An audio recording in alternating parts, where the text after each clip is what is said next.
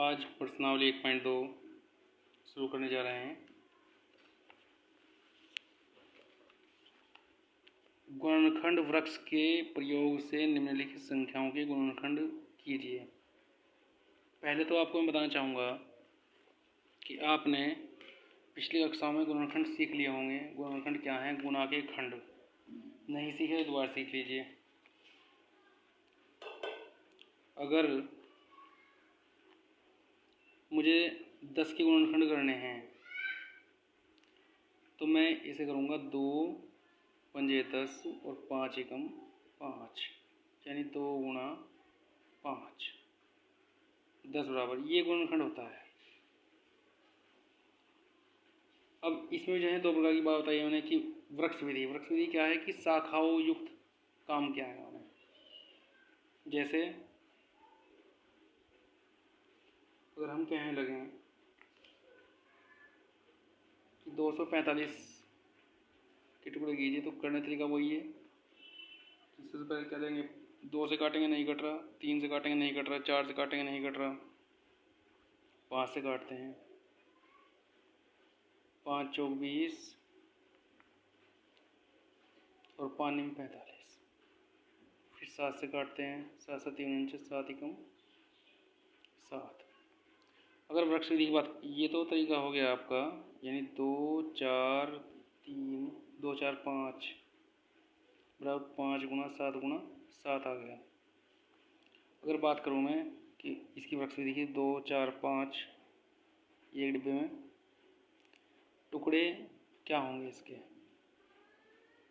5। एक तो 5 से होगा और दूसरा आएगा 49। तो देखते 5 के टुकड़े होंगे? नहीं होंगे। तो 49 हो सकते हैं, हो जाएंगे 7 और दूसरे डिब्बे में 7। अब देखिए राइट साइड वाले डिब्बे का जो है टुकड़ा होगा या नहीं होगा? अब नहीं होगा।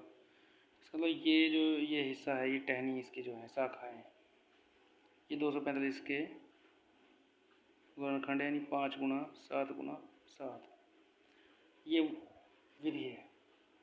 तो इस प्रकार से मैं इसका आपको जो है फर्स्ट सवाल करने जा रहा हूँ।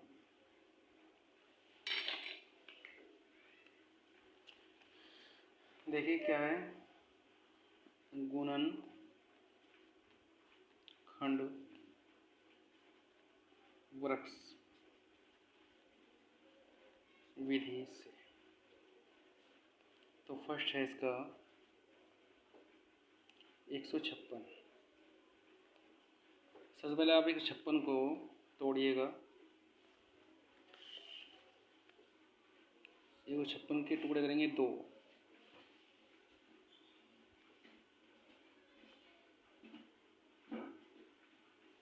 यानी 2 और एक आया 78, 78। देखिए 2 सते 14 और 2 अठे 16। अब 2 के टुकड़े होंगे नहीं, फिर दोबारा जो है टुकड़े करते हैं, फिर 2 से डिवाइड करते हैं इसको। तो 2 तिया 6 और 2 निम 18। फिर 2 से डिवाइड करते हैं, 2 डिवाइड होगा नहीं। अब जब 2 से डिवाइड नहीं होगा तो अब देखते हैं 3 से होगा क्या। 3 से करते हैं तो 3 एकम 3 और 3 तिया 9। अब देखते हैं 13 के टुकड़े होंगे या नहीं होंगे? तो नहीं होंगे। तो इसका मतलब 156 बराबर जो हुआ वो हुआ 2 गुणा 2 गुणा 3 गुणा 13। और ज़्यादा करना है तो ऐसे लिख सकते हैं कि 2 की घात 2 गुणा 3 गुणा 13। ये गुणनखंड वृक्ष विधि से हो गया। ठीक है। इस प्रकार से इसके जो हैं आप सेकंड और थर्ड अपने आप करेंगे।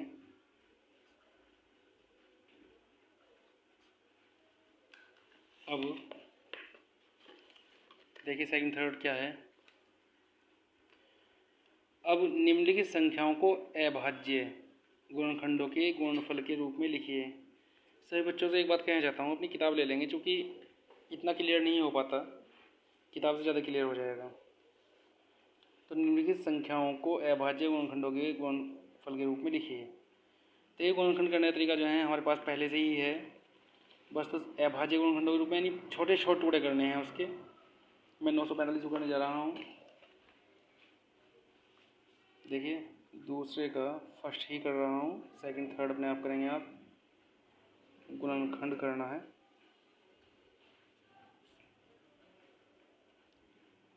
किसका करना है? 945। फर्स्ट यहाँ नहीं लिखेंगे, फर्स्ट यहाँ लिखेंगे। तो 945 का टुकड़ा करने के लिए सबसे पहले आप जो हैं यहाँ लिखेंगे 9 4 5 और इसे काटेंगे आप 5 से। 5 एकम 5 बच गए कितने? 4, 5 8 40 और 5 9 45। फिर आप इसे अब 5 से काटे नहीं, कटने का 3 से कट सकता है। 3 6 18, 3 3 9, फिर 3 से कट जाएगा। 3 दूनी 6 और 3 एकम 3, फिर 3 से कट जाएगा। 3 से 21, अब 7 से कटेगा। 7 एकम 7। तो 945 हो गया 3 गुणा 3 गुणा 3 गुणा 5 गुणा 7, यानी 3 घात 3 गुणा 5 और गुणा 7। ये इनके अभाज्य गुणनखंड हो गए, यानी इनसे छोटे और टुकड़े नहीं हो सकते। अब इसका जो सेकंड और थर्ड है वो आपको स्वयं करना है HW में। अब मैं आपको बताने जा रहा हूँ सवाल नंबर 3। देखिए मैंने कोई संख्या दी है, सवाल नंबर 3 में संख्या दी है, व्याख्या और उस संख्या को कैलकुलेट करना है, देखना कि अभाज्य संख्या है या भाज्य संख्या। कुछ भी लिख दिया है उन्होंने। अब ये देखना है कि भाज्य मीन्स होता है जो कट जाती है किसी से भी, अभाज्य वो होती है जो किसी से नहीं कटती। अब थर्ड का फर्स्ट है, इन्होंने कुछ भी लिख दिया। 5 गुणा 7 गुणा 11 गुणा 13 और जमा 11। इससे जो संख्या बनी 5 की, 7 की, 11 की और 13 की जो गुणा है वो आएगी 5005 प्लस 11। और जब इसमें 11 जोड़ेंगे तो 5016 आ जाएगा। अब यदि ये किसी संख्या से कट जाए तो ये आपकी जो है भाज्य है, अन्यथा नहीं है। तो देखिए वही तरीका है, वैसे तो स्पष्ट दिखाई दे रहा है आपको कि कट रही है। 2 दूनी 4 और 2 पंजे 10, 2 अठे 16। फिर 2 से काट लीजिएगा। 2 एकम 2, 2 दूनी 4, 2 पंजे 10, 2 चौक 8। फिर 2 से काट लीजिएगा। ये कट जा रही है ना, तो कुल मिला के भाज्य है फिलहाल। 2 6 12, 2 दूनी 4, 2 से 14। फिर आप काटिए इसे 3 से। 3 दूनी 6 और 3 नम 27। फिर 3 से काटिएगा। 3 6 18, अब नहीं कटेगा। अब काटेंगे आप इसे 11 से। 11 एकम 11 बचे कितने? 9, 11 99। अब 99, 19 एकम 19। तो जो इनके टुकड़े हुए वो हुए 2 गुणा 2 गुणा 2 गुणा 3 गुणा 11 गुणा 19। सवाल को बीच में छोड़ना नहीं है। तो ये हो गए 2 की घात 3 गुणा 3 गुणा 11 गुणा 9। तो इसमें लिख देंगे एक बात, चूँकि यह अभाज्य गुणन खंडों कौन कौन से? 2 3 11 19। 2, 3, 11, 19। अब 2 कितनी बार आया? 3 बार आया है। का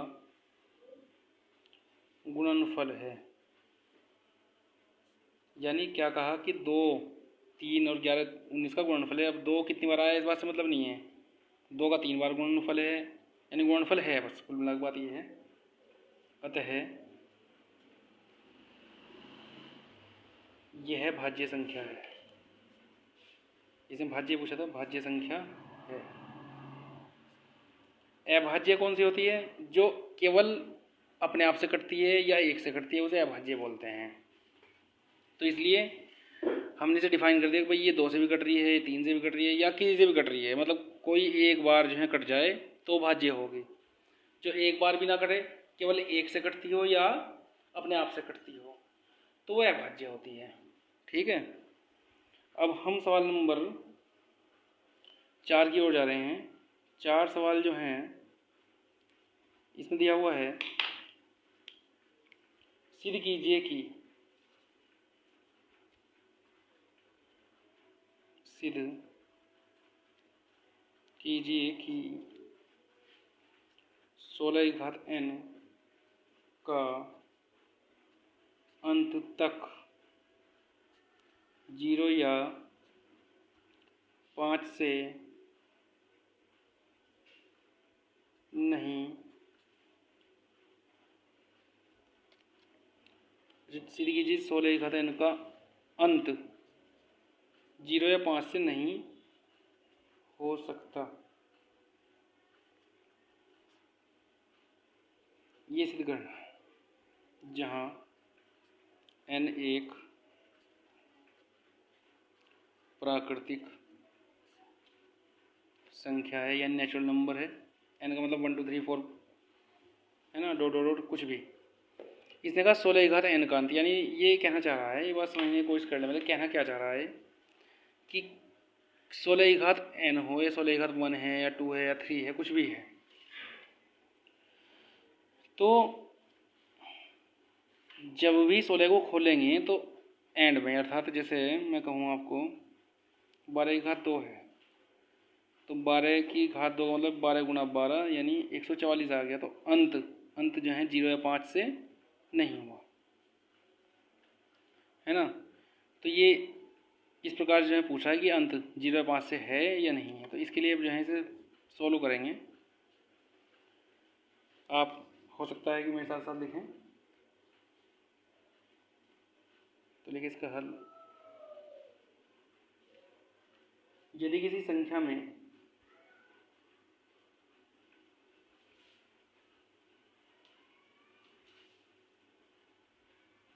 इकाई के स्थान पर 0 है तो वह हमेशा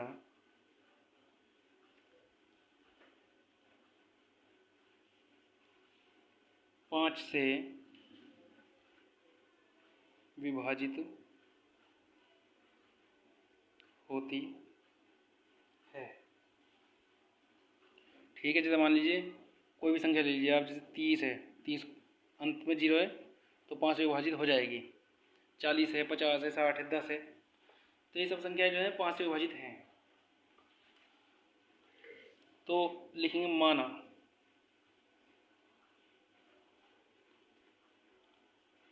12n का कोई अंक 0 है, यानी हमने मान लिया कि 12n जो है ना का इकाई का अंक 0 है, ये मान लिया हमने। तो इकाई का अंक जो है 0 है, यानी इसे 12n को हमने खोल लिया, समझो खोल के कुछ भी संख्या है उसके अंत में जो 0 आया, तो तब यह 5 से विभाजित होगा, तब यह 5 से विभाजित होगा, ये बात भी होगी। चलो, या मतलब होना चाहिए, अगर वो 0 है तो 5 से विभाजित होना चाहिए, होगा, मैंने होगा लिख दिया है। अब यह तभी संभव है, जब 5 से कटने वाली बात तभी संभव है जब 12 की घात n यानी 12 के टुकड़े करेंगे ना, तो उसके अंदर भी कोई ना कोई 5 से कटने वाला होना चाहिए, तभी काम चलेगा। तो लिखेंगे यह तभी संभव है, ये 12 नहीं 16 चल रहा है, ऐसे 12 पढ़ रहे हैं बार बार, मैं उधर भी 12 का एग्जाम्पल दिया आपको। ये 16 मानिए, 16 है ना। तो यह तभी संभव है जब 16 की घात n के अभाज्य गुणनखंडों में से एक अभाज्य गुणनखंड 5 से विभाजित हो। ये सब लिखना है भाई इस तरह से जब एग्जाम में करेंगे। तो इसे देखते हैं, ये है 16 की घात n, यानी 2 गुणा 2 गुणा 2 गुणा 2 की घात n। अब देखो इसमें कोई भी जो है 5 से विभाजित नहीं है। यहाँ 16 की घात n के अभाज्य गुणनखंडों में 5 का अंक नहीं है।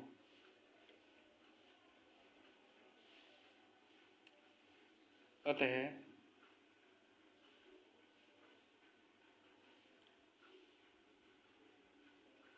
बस सीधा लिख देंगे तो यही वाली लाइन, किसी प्राकृत संख्या n के लिए 16 की घात n का मान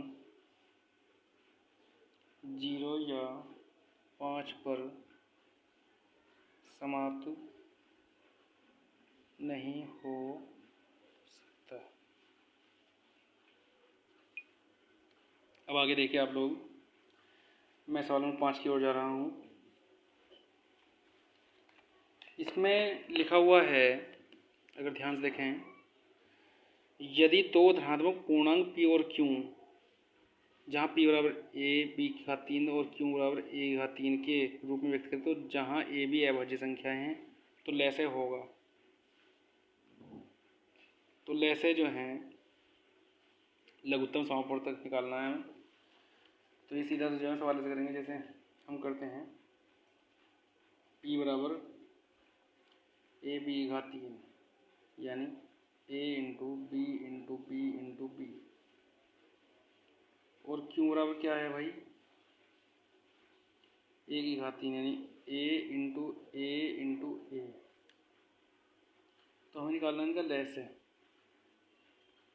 लैस निकालने के वैसे तो जो हैं ऊंची, सबसे ऊंची घात लेते हैं और कोई भी छोड़ते नहीं है। तरीका एक तो ये है, एक तरीका ये है, आप पहले जो है पहला पद पूरा रख लीजिए, जो है a into b into b into b, ये हो गया। अब दूसरे में देखो a तो पहले से ही विद्यमान है, तो 2 ये रह गए, तो a इंटू ए, ये 2 रह गए थे, ये यहाँ रख दिए। चूँकि मतलब किसी से किसी की पूर्ति होनी चाहिए। अब ए यानी a की घात 3 और b की घात 3, ये इसका लैस है। सवाल नंबर 6,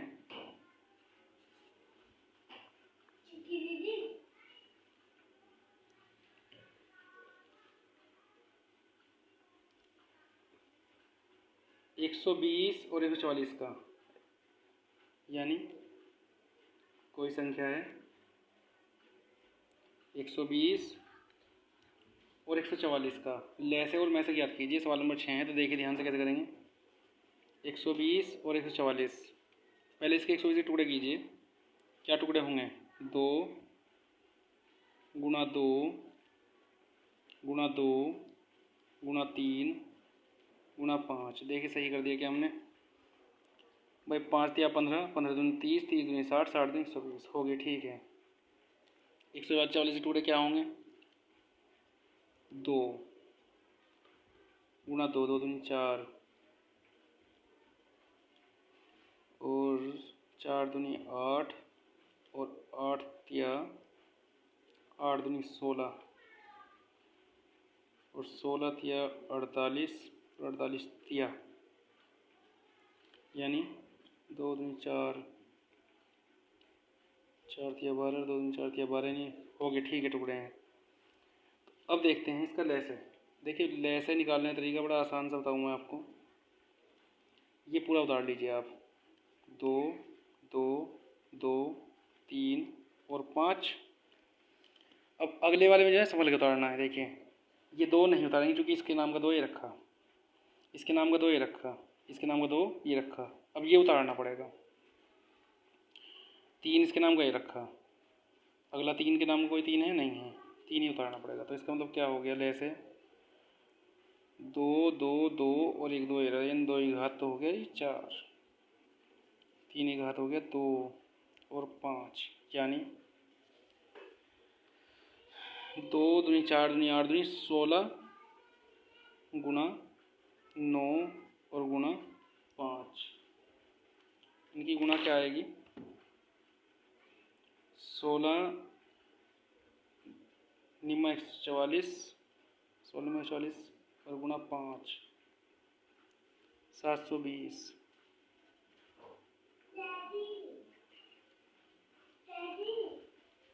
720 लैसे आ गया। अब देखिए मैं से क्या होगा, मैं से वो होता है जो सब में कॉमन होता है। अब देखिए अगर मैं इस पर ध्यान दूँ, दूसरी पेंसिल से करता हूँ, देखिए इन दोनों के नाम का 1 2 यहाँ आ जाएगा, इन दोनों के नाम का 1 2 और आ जाएगा, फिर इन दोनों के नाम का 1 2 और आ जाएगा, फिर इन दोनों 3 और 3 के नाम का जो है यहाँ आ जाएगा। अब कोई भी चीज़ आपस में कॉमन नहीं रही है ना, तो 2 दूनी 4 दूनी 8 तिया 24, में ऐसा हुआ 24। अब देखिए प्यारे बच्चों, इसी प्रकार से आप अगर हो सकता हो तो कर लीजिएगा। इसका 7वां और 8वां सवाल ये अपने आप करेंगे आप। और इस प्रकार जो हैं 1.2 के आज 8 सवाल हो चुके हैं। सब बच्चे जो हैं मेहनत से काम करेंगे।